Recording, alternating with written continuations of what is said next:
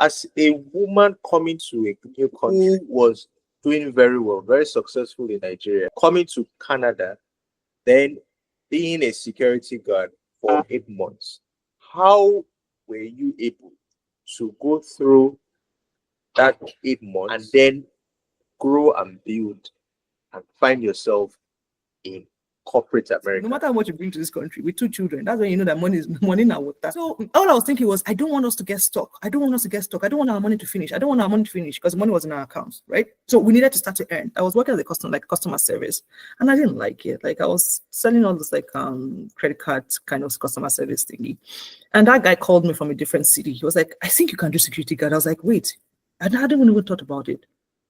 Like, yeah, you can do security guard. I know I know what your background and things like that. I was like, wow. Thank you. Before we came to Canada, right? For example, myself and my husband had never been out of job before prior. So it was very important. We talked about what happens if we're out of job. Are we going back? Are we going to come back? If the thing gets tough, are we coming back to Nigeria? We had an agreement that no matter what we see, we'll face it. One of the biggest problems in a marriage anywhere is finances, right? So when you ask me, how did I manage it? If you are together, if you're working together, it won't be easy to split roles. But if you're not working together, Shegun, it will be hard for you to see that how can a man who has been providing for me all this while, you now say I should go and provide. Now,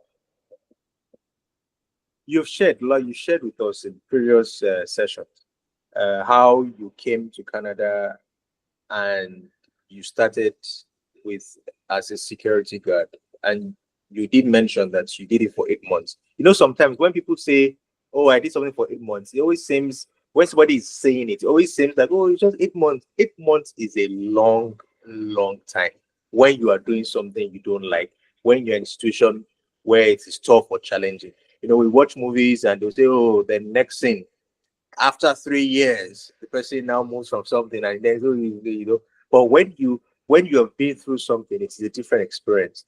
Now, as a woman coming to a new country who was doing very well, very successful in Nigeria, in a career, coming to Canada, then being a security guard for 8 months, how were you able to go through that 8 months as a woman, as a person, as a wife, and as a mother to children, and then grow and build and find yourself in corporate America as a big person in the tech space? So how were you able to do this, and what are the tips, and how can you advise young women who are currently in situations or in jobs, in a career that they do not like, or it's not what they're passionate about, especially when they're wives or they're mothers? What can you say to young people? What has been your experience? How did you do it? Okay, thank you for that question. I'll just circle back to what I said again. When people are embarking on a journey, they need to know why they're embarking on that journey. First of all, like marriage, why are you embarking on the marriage? What are our deal breakers? What are the things we're going to do? What are the things we're not going to do? When you are relocating, you need to also sit down. Even the Bible, I'm a Christian, for example, so I reference the Bible a lot. And the Bible says, can two work together except they agree? Won't you count the cost of something before you start it? It's in the Bible, right? Like, won't you count the cost of something before you build it? Why I'm saying that is, even before we came to Canada, right? For example, myself and my husband had never been out of job before prior. So it was very important. We talked about what happens if we're out of jobs. What happens? Are we going back? Are we going to come back? If the thing gets tough, are we coming back to Nigeria? And we had an agreement that no matter what we see, we'll face it.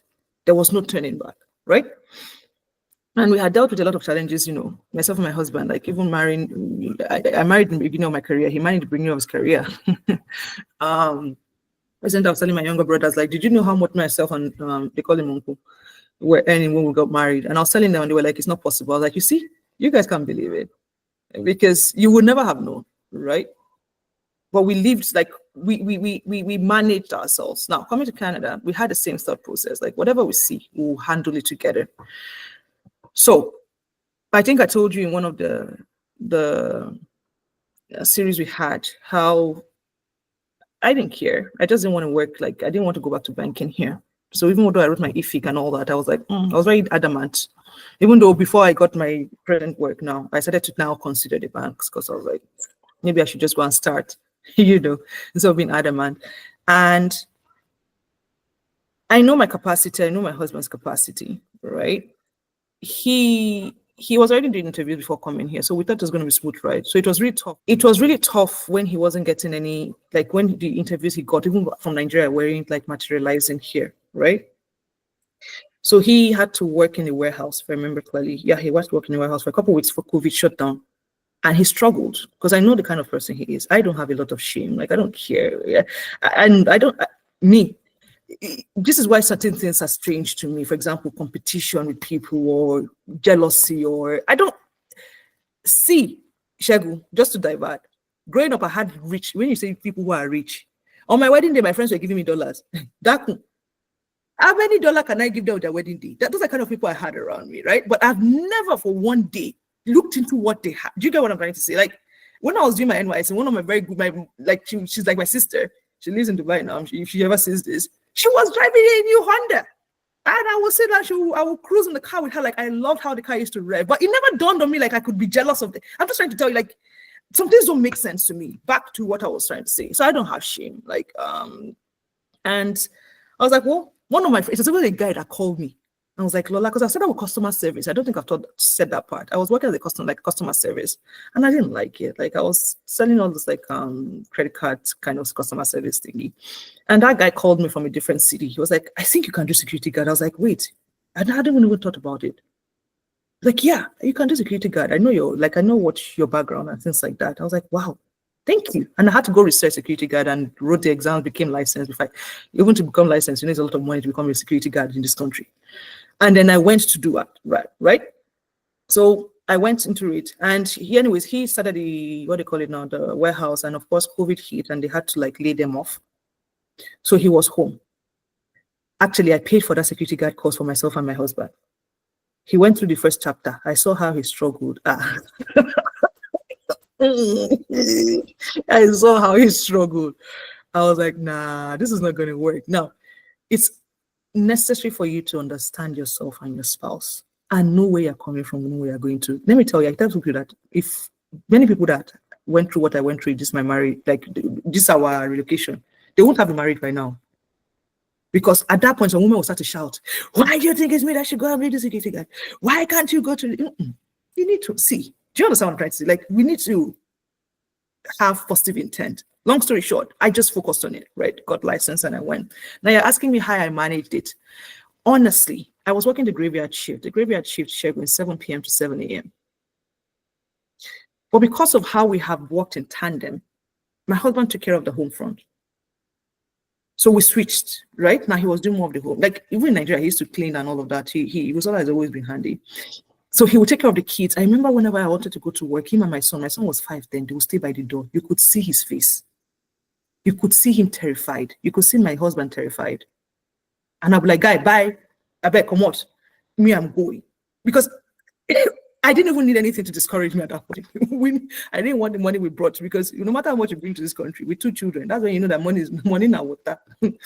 You're right. So all I was thinking was, I don't want us to get stuck. I don't want our money to finish. Because the money was in our accounts, right? So we needed to start to earn. So I'll be like, bye, I beg, I don't work. Do you get what? I didn't have a car, Shagun. I was using the public transit. I didn't buy a car till July. And I got my blue collar job in August, my white collar job in August, and we came in December. So I didn't even have a car throughout winter and all of that. And he would take care of the house. When I come in the morning, he would carry the children, because we're in a 2-bedroom apartment. So he would go to the other side, the parlor on the other side, he would lock me so I can sleep, try to sleep. Well, my children get at 5 and 1. Sometimes they will make some noise. I will make sure we had soup. I make most of the soup and stews. He will boil rice, he will turn semo, he will fry plantain, things like that. So we worked in tandem. And you know what's funny? And this is why I say it's very important people know where they're going and where they're coming from. Guess what, Shegun? I've told you, this work where I'm thriving now, he was the one who found it. Imagine if I had stressed him and he was like maybe not looking, and like going, I kept telling him, just keep applying. anything, just keep applying. So he used to apply for jobs like like that was his 9 to 5, applying for jobs. There's no I used to say that he should do masterclass on rejection. He should do masterclass. He needs to do masterclass on how he went through that period. But it was one of those nights I came back. I think that time my shift had changed from 7 to 7 to 5 to 1 a.m. And I came home and he said he found my job. I was like, what do you mean you found my job? I was like, you found the job I'm going to do. Like, So I didn't even answer him the first day. You know, when you're coming 1 a.m., you're tired. I wanted to sleep. I went to sleep. The second day, same thing. It was the third day as I came from the door. I remember in that apartment. He said, did you apply for those jobs? I said, no. He said, sit down. I was like, he said, sit down here now.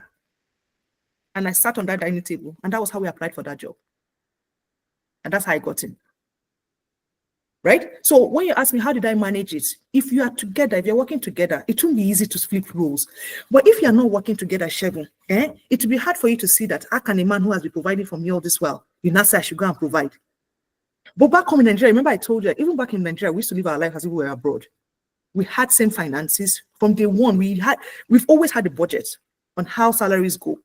What is going where is going where. So from each of our salaries, we have separate accounts, like individual accounts. Everybody has things that go into their accounts. Does that make sense? Certain bills go to his account, certain bills go to my accounts. Then we have where we put a certain, like our savings, which is visible to everybody. Everybody has everybody's passwords. So it was not hard for us to flip. Does that make sense to you? Like, it wasn't hard for us to easily flip roles. There was no resentment. There was no. But if it was the other way, like maybe you were the only provider, right? And now you're telling me I should come and provide, it would be tough. Does that make sense to you? It would be very hard. Or the man will be like, what do you mean I should be the one to take care of children? Are we bath children? No. Do you understand? And it will be tough for them. And then that's where issues start to creep in. Before you know it, people are divorced. The way divorce now is going on, it's as if it's cheesecake people are eating. Yeah. It's a vogue. It has passed in vogue. It has passed in vogue. I don't even know what else to talk about. Divorce with immigrants. Is it? Yeah. Really? Yeah. Because again, don't get me wrong. Like I said, these things are not. When I'm talking, I'm not trying to make it easy. Like as if it's easy, as if no, it's a breeze in the park. Please, nobody should get that wrong. It's tough. Even with people like myself who are working in tandem, they're tough days. There are days when you just like, you know what I'm trying to say, right? I'm still a woman, whether you like it or not, and he's still a man, right? So there are days where you still have your friction, no matter how the thing is going.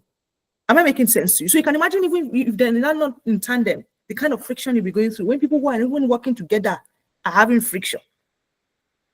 We still have friction. You understand? We still have like, okay, do this. You understand what I'm trying to say? So it's not easy. I'm not trying to tell you people that it's going to be easy, but I'm saying we can work towards it. And the more you work towards it, the better. On Sunday last week was our 12th wedding anniversary. Yeah, on Sunday last week, right? And honestly, wow, congrats. Thank you. I was shocked. I was like, wait, we've been married for 12 years. I can't even believe we've been married for 12 years. Like, time flies. But in those 12 years, I was thinking about a lot of things. And I see how we've been able to evolve, manage situations. And we've had challenges. Shegun, there are a lot of challenges we've had. Like I keep telling you, that would have broken many marriages. But because we're friends, we are on the same road. We know where we're going. We can reassess. We can pull back. We can be upset with each other. We can tell each other, like, this is what is happening now. Right? Know each other's strengths and then capitalize on the strengths. If somebody's spouse has lost a job, can you feel him? Or is that when you want to be poking them? If you don't get work now. If you don't get 5 work now. You know, you have to know each other's strengths. Now, it now makes it easier, Shegun, if that makes sense. So like I said, it's not going to be easy, right? But because everybody's pulling their weight, that's why it has been easy for us to manage things like this. Is it easy? No.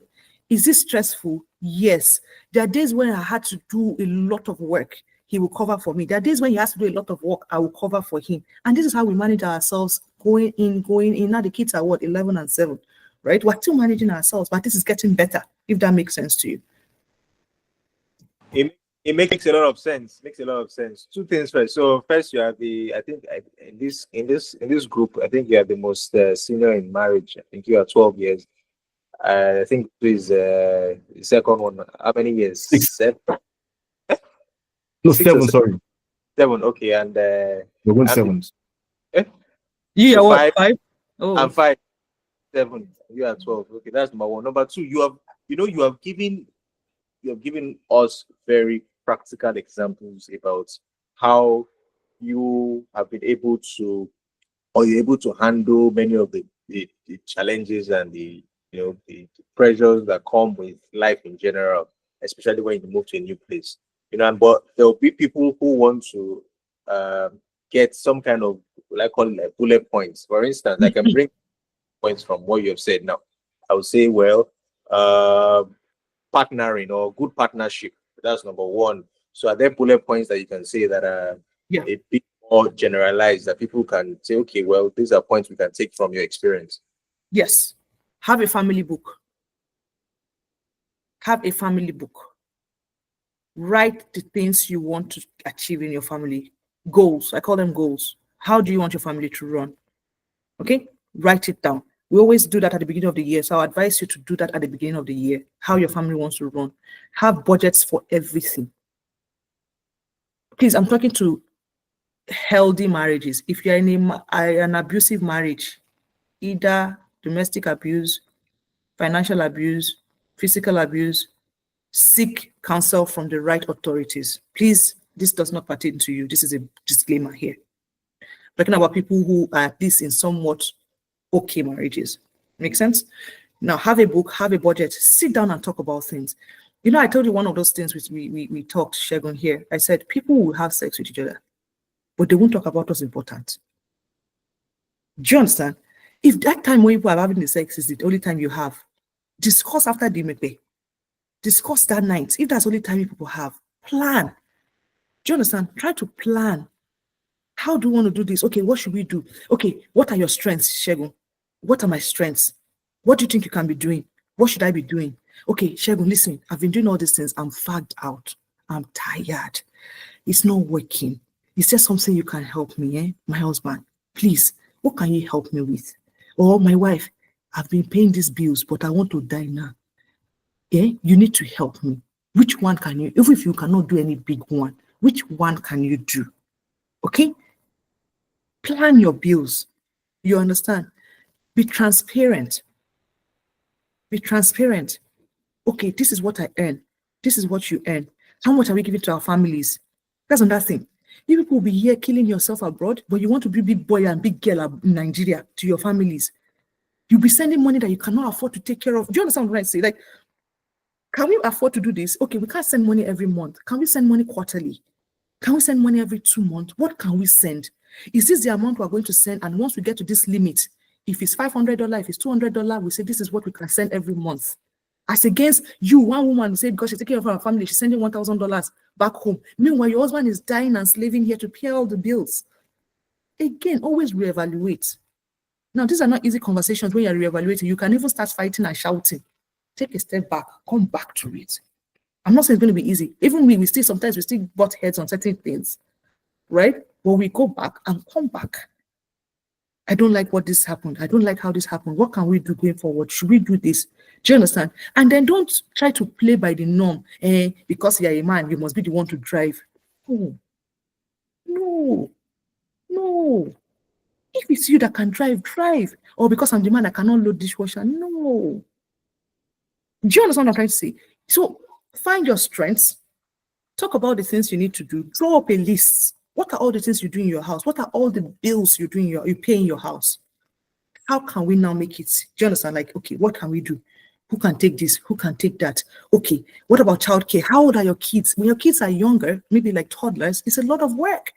Can you do what's the word? What was I telling you? Rotation, like I told you, Kulen Remy was doing. Who is more alert in the night? Can the person do night shift? Can I do morning shift? Does that make sense? Or do we take one children? Like, okay, this one, take this one, take that one. Okay, or the husband walks away. Your husband maybe walks away from home. Maybe he goes away 1 week and he comes back, or maybe he walks away 2 weeks and comes back home for 1 week. Okay, I can manage those 2 weeks when he's not around. I'll do all the chores. But once he comes, I put my legs up and sleep. Do you understand? So there are ways. I keep telling people there are different ways to the stream, Shegun.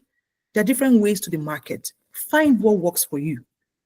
Find what works for you. If you're a man now, don't go and tell your wife, that girl says she used to drive. Why don't you drive? No. If that's not her strength, what's her strength? You understand? So make bullet points. Go through, analyze, keep analyzing. You can't be having sex with your partner and you cannot talk about finances. You can't talk about house chores. You can't talk about children. You can't talk about your career. Like, if you don't even know where you're headed, where am I headed? What do I want to be? Where is Shegun headed as my spouse? What does he want to be? Do you understand? You must have a book. You must have a book and you must go back to the drawing board. Even the Bible says, write the vision down, make it plain, so that anybody who sees it will run with it. As your children start to get in, incorporate them into that vision. What do you want for your children? Do you want them to be leaders? What do you want them to do? Do you want them to learn how to swim? Do you understand? Like, you start to put all those things in there and plan. It's a lot of work, Shegun. Some people don't even like planning goals. Goals is scary for people. But I say take it one day at a time. One day at a time. Because what you don't do today, you will not do tomorrow. Do you understand? Imagine if for 12 years now, we've not been doing anything. And it's okay. Some people might just be hearing for the first time, like, wait, I have to have goals for my family. And they may be 10 years married. Start from today. There's no judgment zone here. Start from today. Okay, wow. So you mean if I do these things, this can improve my marriage? My marriage is 5 years. I've never thought about it that we can talk about finances. So I just thought as a man, I should provide everything. Okay, I will talk to my wife. Do you understand? And it might not be easy the first time. You might get into heated arguments. But then come back. Take a break. Come back to it. Does that make sense? I hope I was able to give you points. Makes perfect sense. Now, my final question, so that we can wrap this. We're able to do it in less than 20, less than two. So as my final question. Now, you have mentioned all these points, and you have given us a very good example. In your opinion, based on what you know, which of these points do you think is or are the most challenging when it comes to Canada? So you mentioned all the points you have mentioned are points that anybody in a marriage should do, whether you are in Canada or in Calacuta or in Timbuktu, wherever you are. But I don't know, I like using that word, that's a place, Timbuktu, wherever you are. But which of these will you say, well, this particular point or these 2 points are a bit tougher? They'll be tougher for you living in Canada or in the West than living in Nigeria. Which of them do you think from these points you mentioned? Okay, so I will not reference myself here, but I'll just tell you some of the points I think are going to be hard. Because for me, I think most of the things I'm going to talk about now, we already did it together in Nigeria. So it was, I keep telling you guys that it was easier, right? Finances were not a problem, but one of the biggest problems in a marriage anywhere is finances. If you don't know how to handle your finances, you guys will have problems. Finance is a big issue.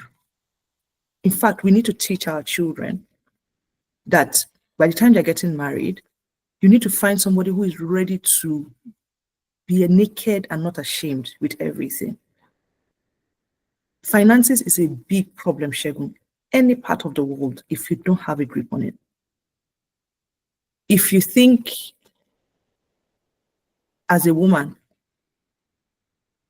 and don't get me wrong, doesn't mean like your man should not take care of you. Right? There's a school of thought that thinks a man should take care of you all through. I can't fault them. I don't believe in it, but doesn't mean I will fault them. I don't believe in it. Right? Well, what we've seen is that many of those marriages, in the end, there's some resentment. Right? So sit down and plan your finances. Sit down, like plan it. Is your money only for your makeup or for your hair as a woman? Is your money only for your family members? Anytime they call you from Nigeria, I want $500, you've sent it. Anytime they want money, you sent it. Your friend is doing that, maybe you bought. Your this is doing that. Do you understand? And then the guy is struggling with 2 jobs. This is somebody who is not, maybe he's not even young.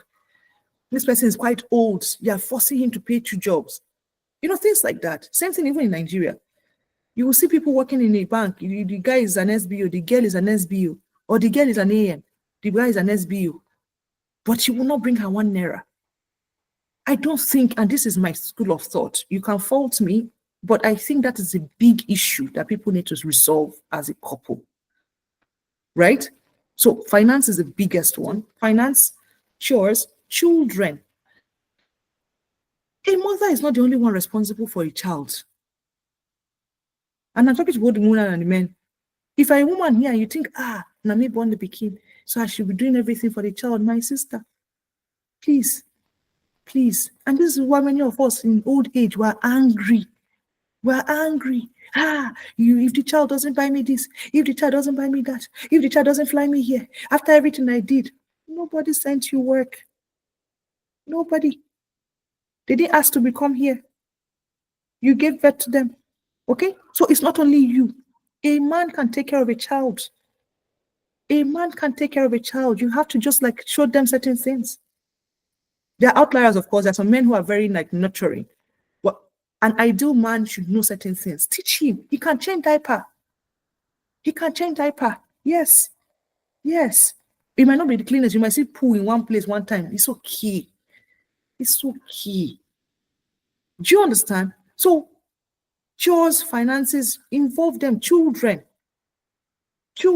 A man can bath a child. When she's 2, 1, they can bath them. You understand? So please, those 3 things are very key. They can make or marry marriage. So Usui, I think we'll come to them, but let's you have a contribution.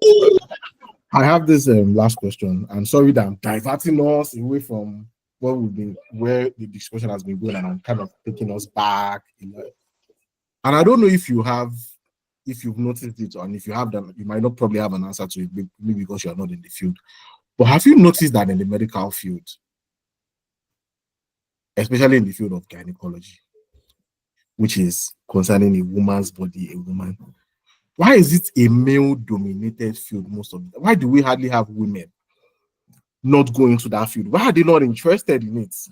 Have you thought about it? Or maybe I won't lie to you. I've the 2 female doctors I've met that I asked, they didn't give me answers, and I understand. Look, it's all right. You're a medical school and you're supposed to you choose to specialize, and you choose something else. You choose pediatry, you choose ENT. It's your choice, but I try to ask her, why do we not see a lot of women going into the field? Do they just feel that it's not meant for them, or it's a woman's body, or I don't know? I don't have the full answer. Like, I didn't go to medical school, but I think me personally, I've seen like half and half when it comes to like gynecologists. Like I've seen both men and female. I see Muslim men. I don't know. I'm trying to check the stats.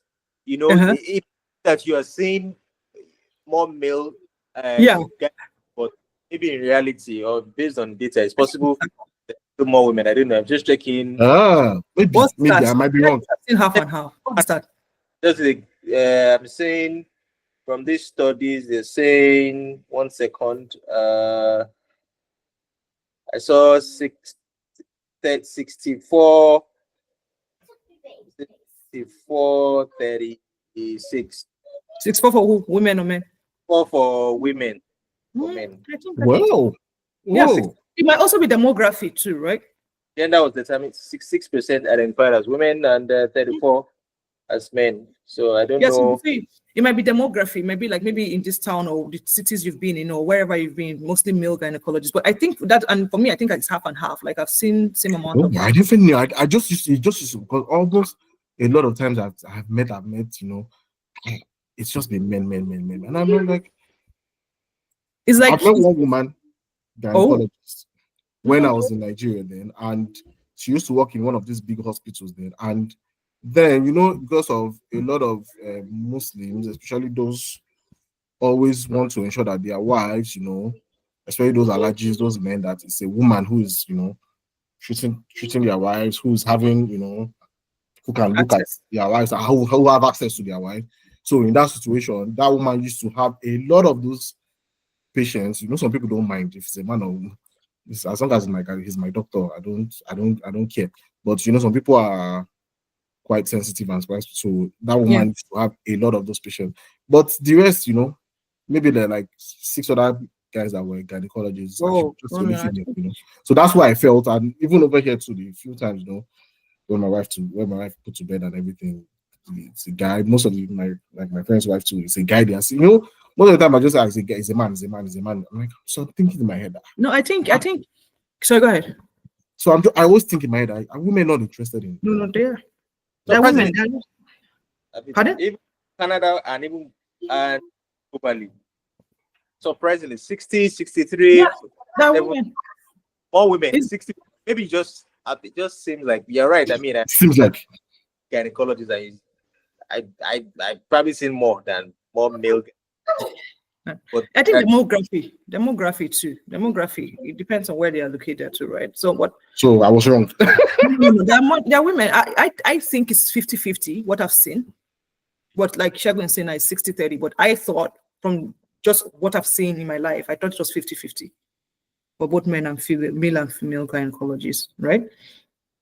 Same thing with dentists. Now that I think about it, it's like 50-50. Even dentistry too. Even pediatrician. Pediatrician might look like it's mostly women, but there's 50-50. There are a lot of male pediatricians.